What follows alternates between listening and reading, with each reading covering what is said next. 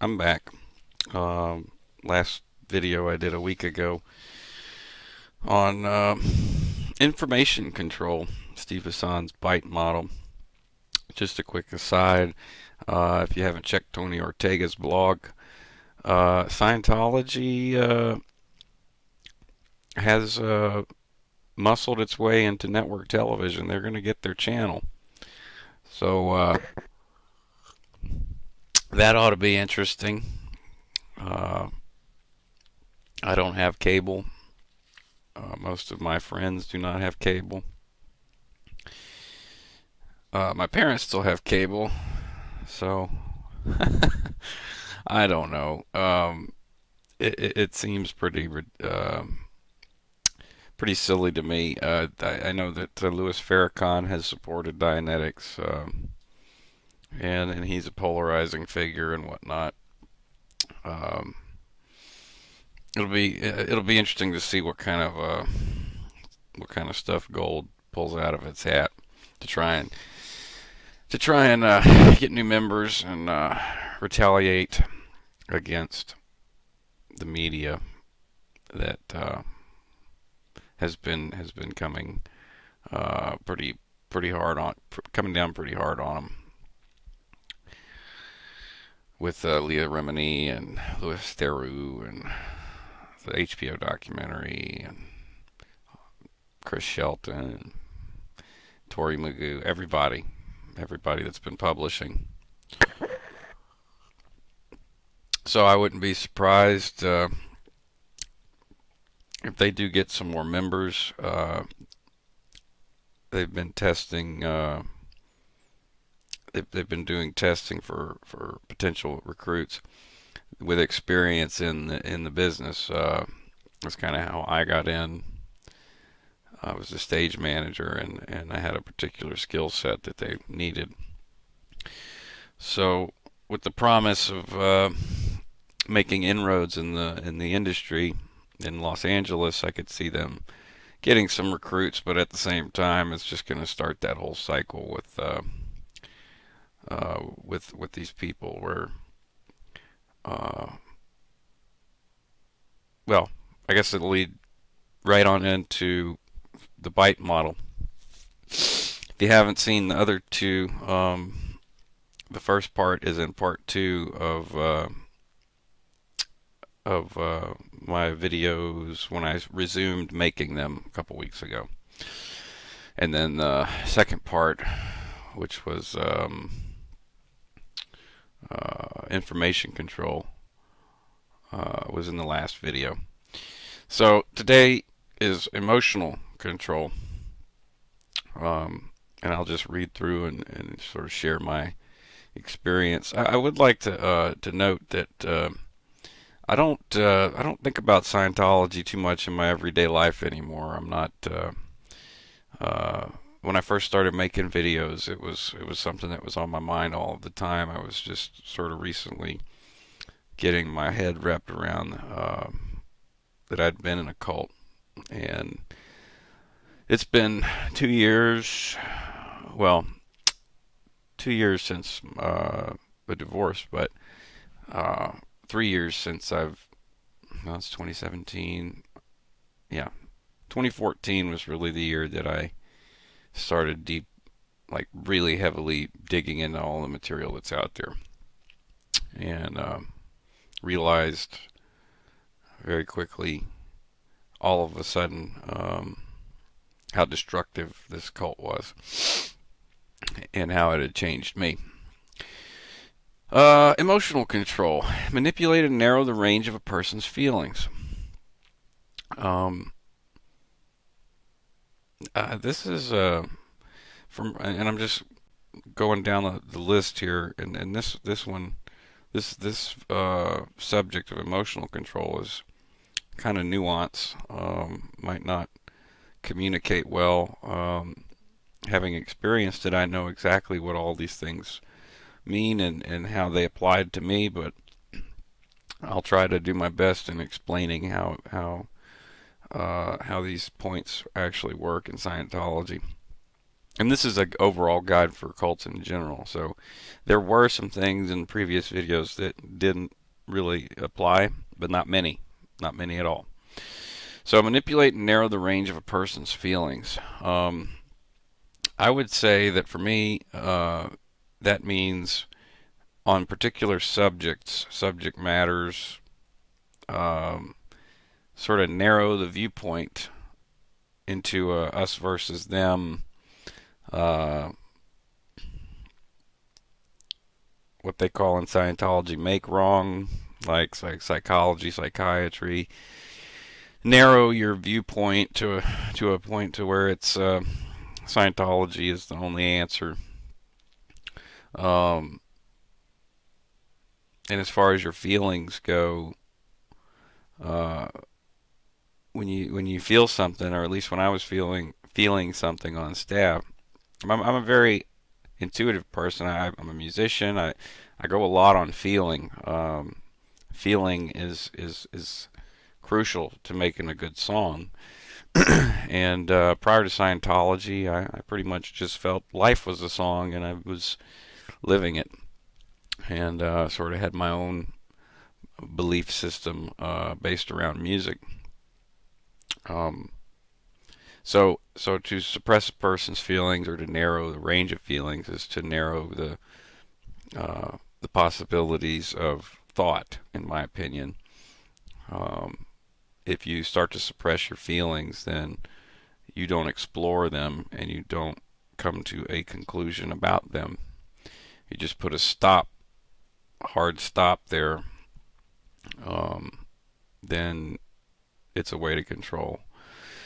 Number two, make the person feel like if there are ever any problems, it is always their fault, never the leaders or the groups. Anyone who's been a Scientologist can attest to the fact that, um, especially staff Scientologists, Thursday at 2, make it go right. Any stops or barriers are merely the physical universe, and you're a spiritual being, and you can, it's your choice. It's your choice to not perform or not. Uh, it's your choice to have a problem. You can choose to have a problem, and say if you have a problem with Scientology, you're choosing to have that problem with Scientology, and just as easily as you choose to have that problem, it is expected for you to choose to not have that problem, regardless of the size, scope, magnitude, and legitimacy of that problem. Uh, good example is money problems. Uh, Prevailing thought in most of the reg cycles is money is energy, and you're a spiritual being, and you can manufacture and create energy. So money should never be a problem unless you make it a problem. And in a reg cycle, if money is an origination, um, then that's what you're going to probably be handled on. It's not the reg's fault for expecting you to come up with oodles and gobs of money, and it's not Scientology's fault for needing the money because they're spreading the truth, right? Number three, excessive use of guilt. Well, this one really, really, really worked on me. Because at the Melrose mission, as far as I know, and there were only about 8 of us, the core staff. I was the only one that had any real experience in the entertainment industry. So, uh, identity guilt, who you are not living up to your potential. That's number A1.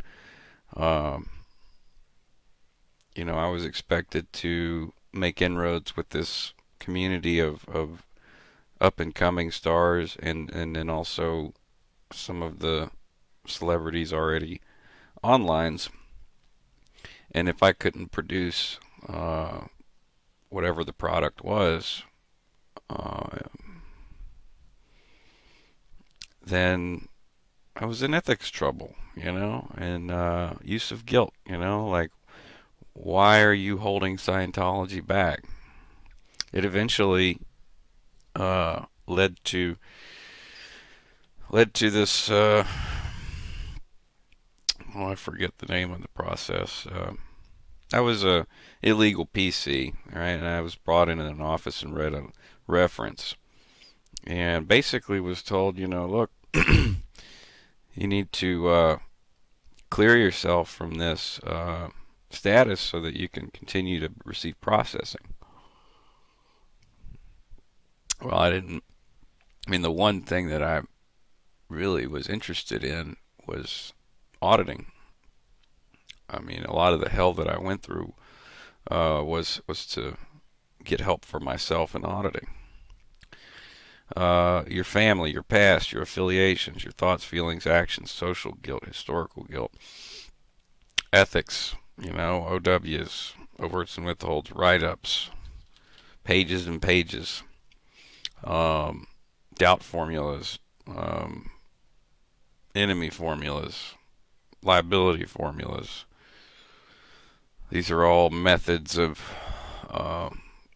using guilt and fear, excessive use of fear, fear of thinking independently, fear of the outside world, fear of enemies, fear of losing one's salvation, fear of leaving the group or being shunned by the group, fear of disapproval.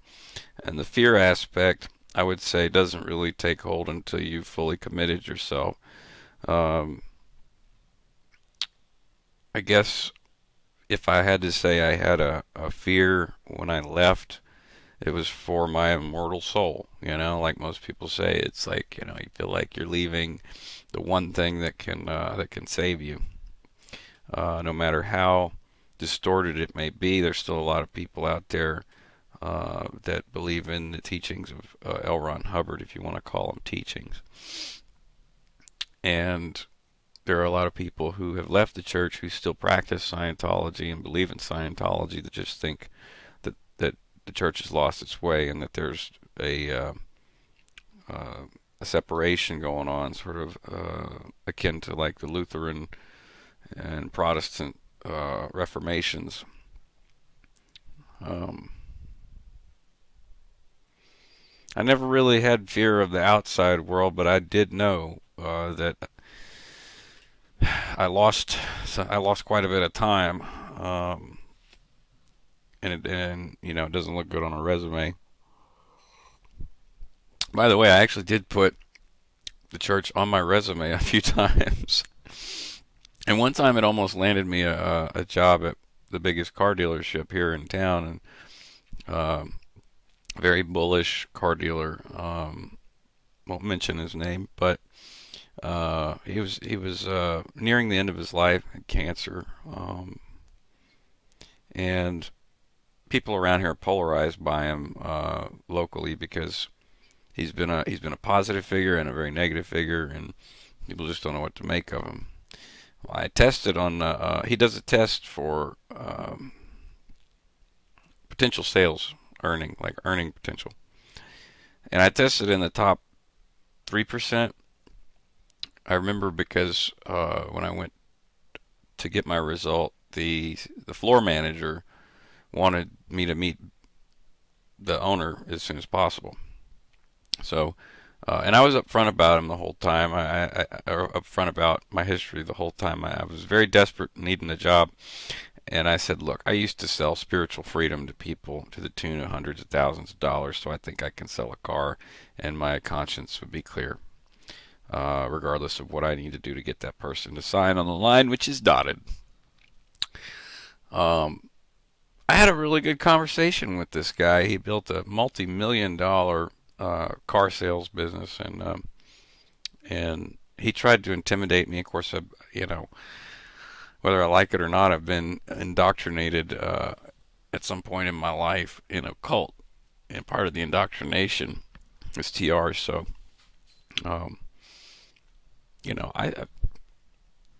I used my TRs.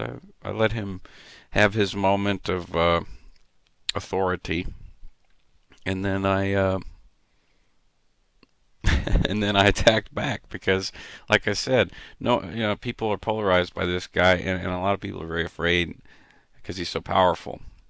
Uh, I sat in that room for 3.5 hours and talked with this guy about his mortality, and it was a very empowering moment, even though I didn't end up getting the job, because it was one of those Zorg moments from Fifth Element. I don't know if you've seen the Fifth Element, but there's two speeches.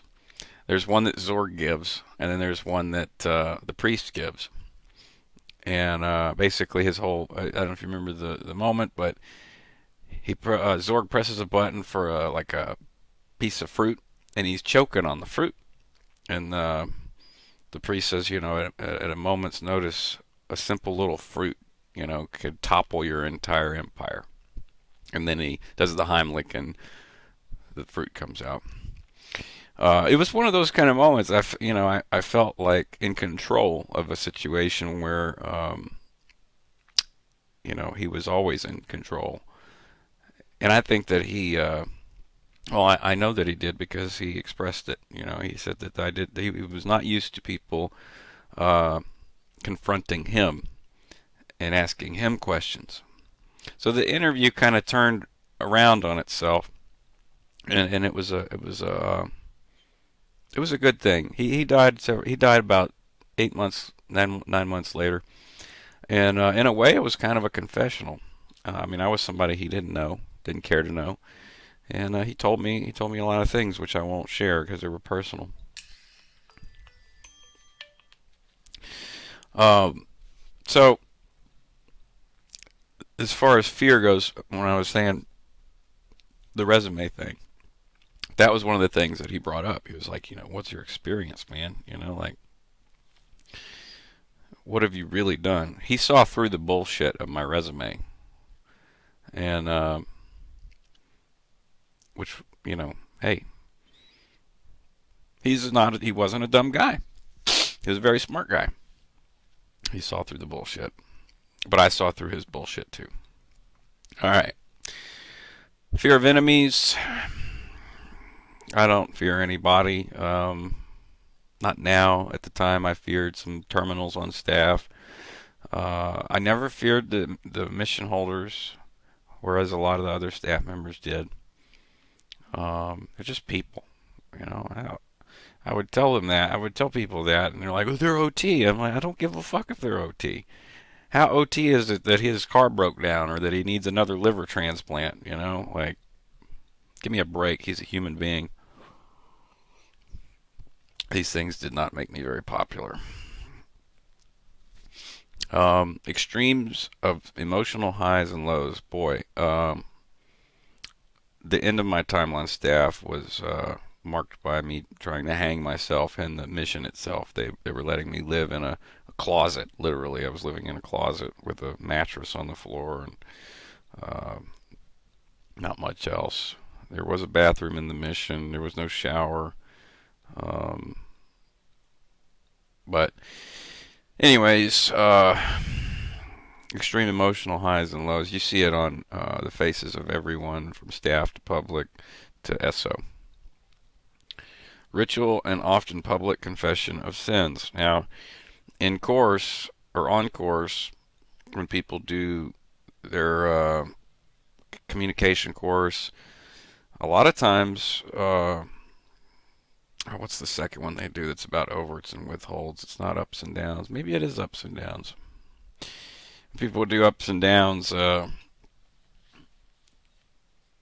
the end of the course when they would graduate or whatever. A lot of times, not all the time, people would share a withhold that they felt was affecting their life negatively, and there you go. And the other thing would be conditions, ethics conditions. When you're doing liability or enemy or treason or anything like that, like with liability, you have to go to every terminal that you are connected with in the mission to get them to sign off on it. And basically, you've written your OWs up, but you're taking the worst ones basically and writing it down. It's all signed by everybody, and so they know. So every time you walk by, it's like They're constantly trying to get dirt on you. Phobia indoctrination is number 7. A programming of irrational fears of ever leaving the group or even questioning the leader's authority. The person under mind control cannot visualize a positive, fulfilled future without being in the group. This is a big part of the events, is what I think of, the events. And again, I was a horrible Scientologist. I would see everyone looking at the screen just like amazed at what Tom and Dave were doing and saying. And I felt out of place most of the time. I just felt out of place.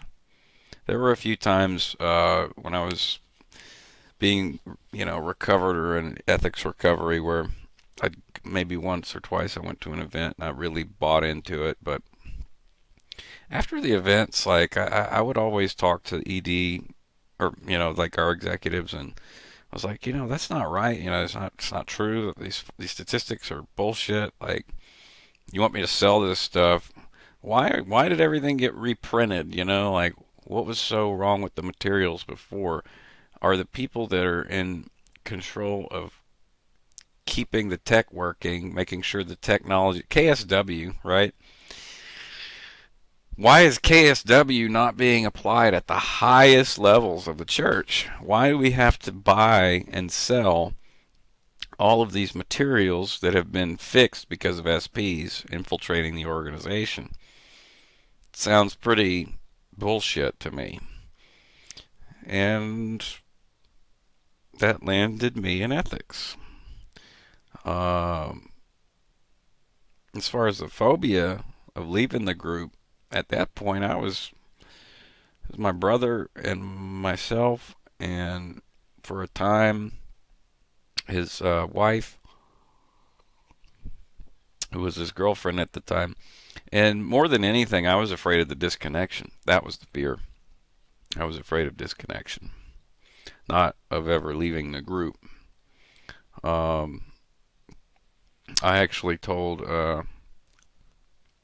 one of my staff, one of the other staff members, that this guy used to always talk about being in the trap, being in the Theta trap, the messed universe. Don't you want to go free? He would always be the guy. He was the guy that got me in, and he was ultimately always the guy when I was about to blow, who they would use to convince me to stay. And one conversation we had, he was giving me that old "don't you want to go free" line, and I said, Dominic, oops, whatever. I said, dude, I can go free anytime I want. I can walk out that door. And he said, he had a sour look on his face, and he said, well, if you can go free and you have that ability, you would leave us all behind. You don't want to help us. And what he was conveying was this, like, that it was unfair that I had the ability to do that. You see, his fiance was in the church, and he had been in the church since he was 22 years old. I think 22, 19. I don't know. He was in college when he got involved. He's a brilliant guy, and he could have done some really great things. As far as I know, he's still in.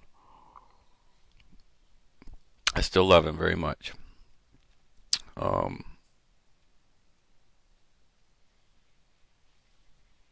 But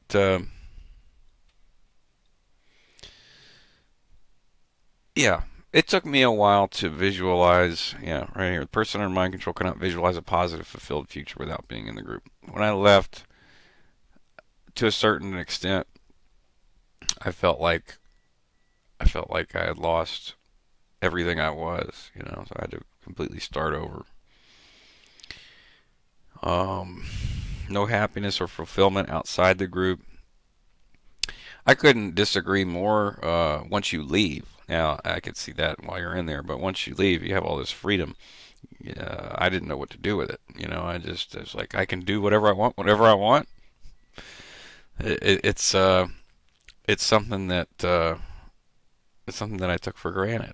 I didn't take it for granted, but it was just like, wow, I can do whatever. I can go play music if I want. I can go out to a bar and have a beer. I can smoke a joint if I want to smoke a joint. I can do whatever I want. No one's gonna be interrogating me about every little decision that I make. Terrible consequences will take place if you leave. That's the part that took me a long time because the OT3 materials.